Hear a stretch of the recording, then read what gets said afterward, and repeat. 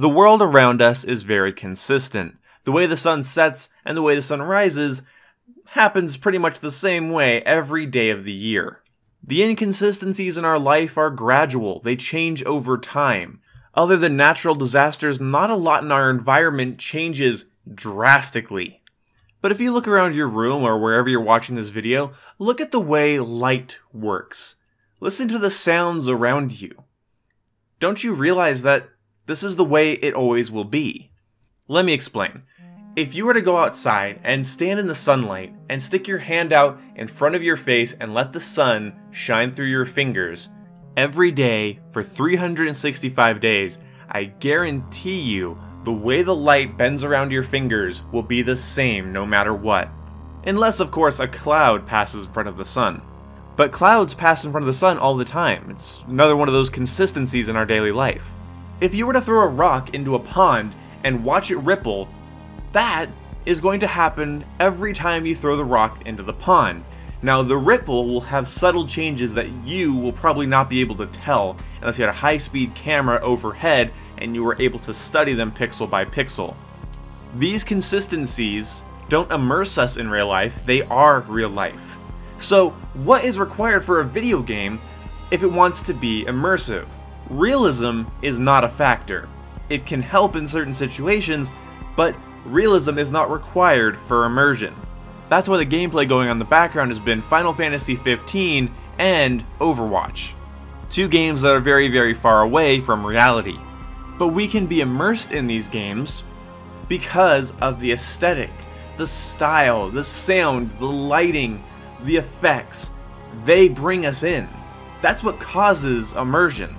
All a video game has to do to appear to be reality is to have a level of consistency that's in line with the levels of consistency you see in your daily life.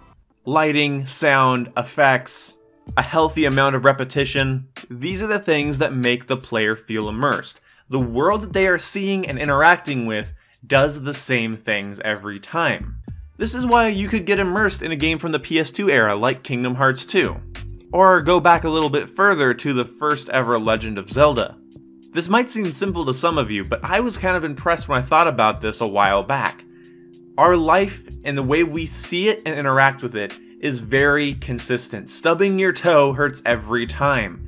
The way the sun shines through your fingers is the same almost every time. And even if there's an inconsistency due to the atmosphere around you, the way that affects the sun is still consistent. So, a level of consistency that can be reached in a video game today creates a lot more immersion, but it does not mean the game has to be realistic. Games that are not graphically on par with other games, or games that have a very stylized aesthetic, can immerse you just as much as combat simulators like Squad. A game that aims to look as close to reality as possible without creating a really boring game.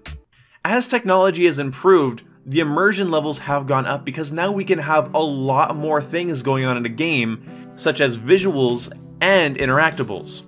And if a game is consistent in its aesthetic and its style, and it's believable, even as fiction, even as crazy as Kingdom Hearts or Final Fantasy or Overwatch, if it's believable, that believability comes from consistency. It comes from context.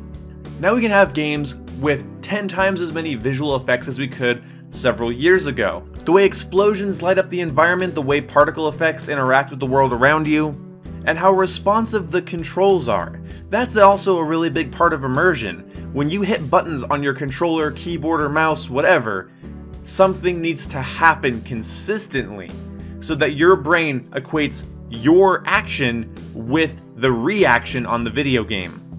So this was kind of a short video, but let's summarize it anyway. The consistency in our world can be replicated in video games.